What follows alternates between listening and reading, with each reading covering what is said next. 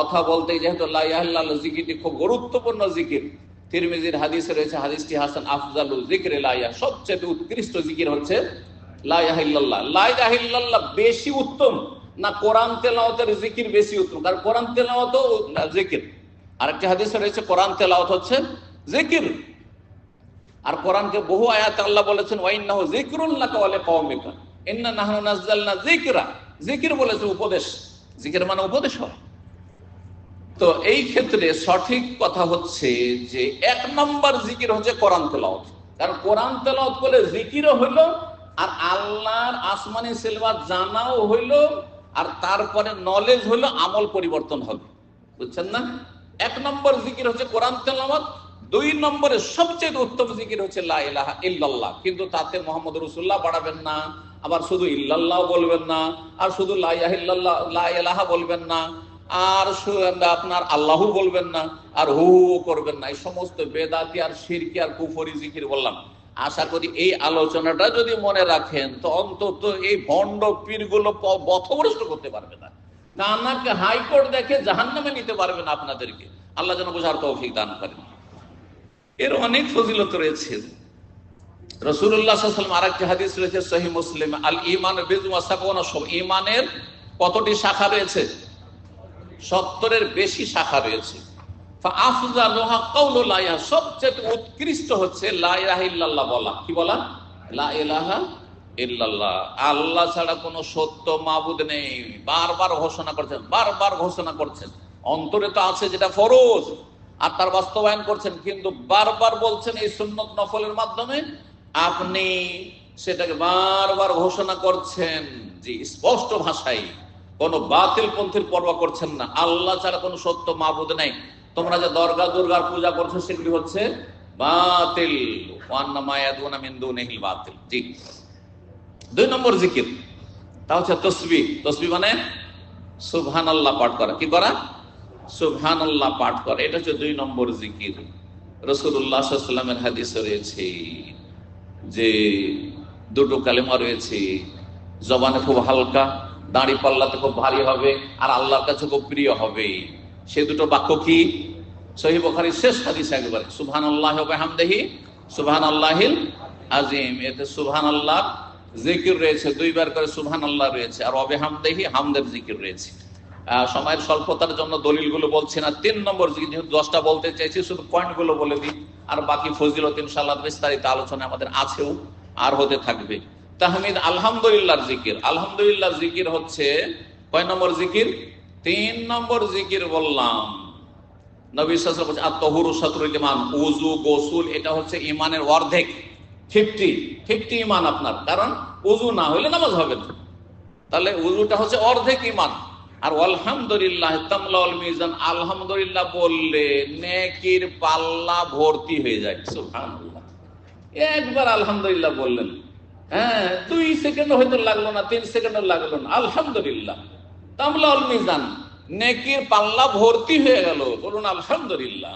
আলহামদুলিল্লাহ। জি, এই আলহামদুলিল্লাহ দিয়ে আল্লাহ কোরআনে কারীম শুরু করেছেন, আলহামদুলিল্লাহ রাব্বিল আলামিন। সুবহানাল্লাহ। জি, জান্নাতে জান্নাতীরা যাবে আর বলবে আলহামদুলিল্লাহ রাব্বিল আলামিন। সুবহানাল্লাহ। গুরুত্বপূর্ণ জিকির আলহামদুলিল্লাহ।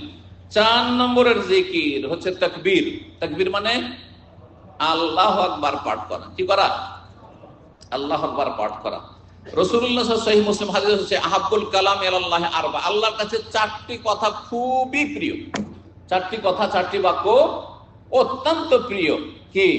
সুবহানাল্লাহি আলহামদুলিল্লাহি ওয়া লা ইলাহা ইল্লাল্লাহু ওয়াল্লাহু আকবার। এই যে 4টি হয়ে গেল।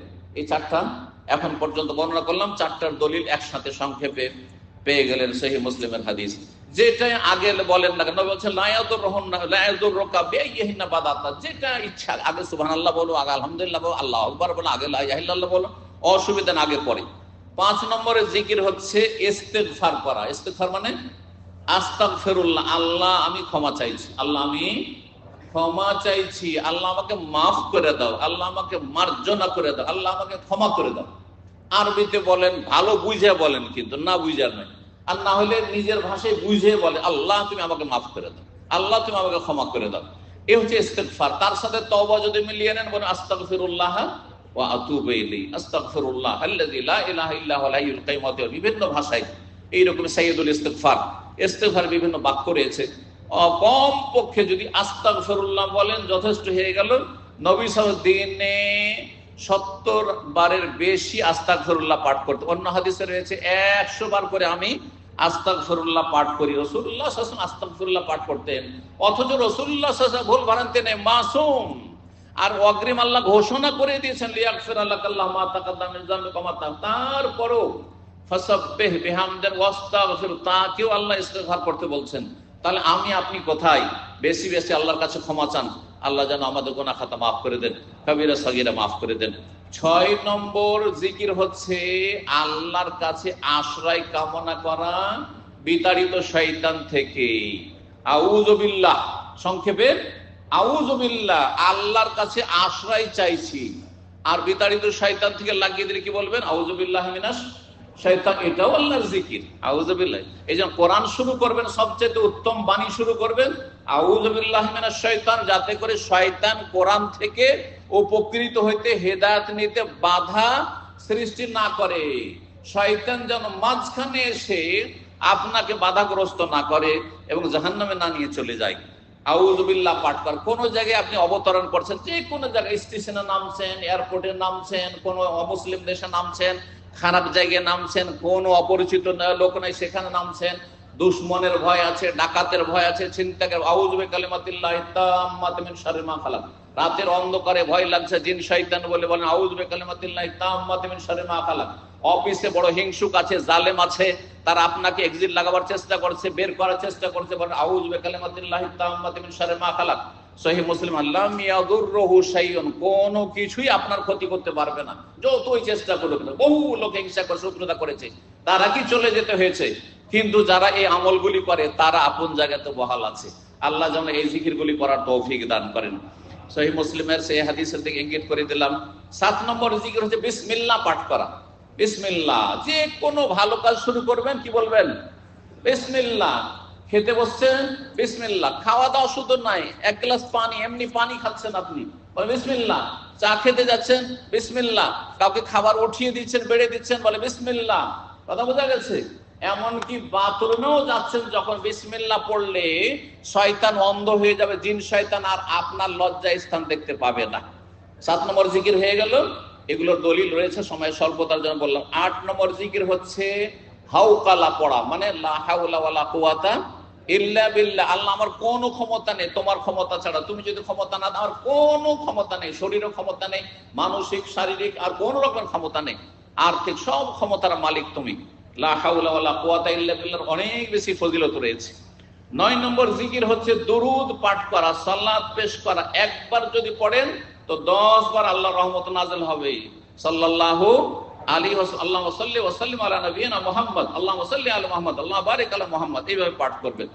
10 নম্বর জিকির, যেটা সবচেয়ে উত্তম জিকির, সেটা হচ্ছে কোরআনে কারীম তেলাওয়াত করা। যত বেশি তেলাওয়াত করবেন, যত বেশি মুখস্থ করবেন, যত বেশি রিভাইজ করবেন, যত বেশি আপনি কোরআনের সাথে সম্পর্ক রাখবেন, তত আপনার জীবনে আপনার স্ত্রী, আপনার ছেলে মেয়ে, আপনার ধন সম্পদ, আপনার রুজি রেজেক সবকিছু তো বরকত হবে। পরীক্ষিত জিনিস। আপনি কোরআন নিয়মিত পাঠ করে দেখেন বাড়িতে, সেখানে চারিদিক থেকে বরকত নেমে আসবে, রহমত নেমে আসবে। আল্লাহ যেন আমাদের আমল করার তৌফিক দান করেন। সুবহান রাব্বিকা রাব্বিল ইজ্জাতি আম্মা ইয়াসিফুন ওয়া সালামুল মুরসালিন ওয়াল হামদুলিল্লাহ।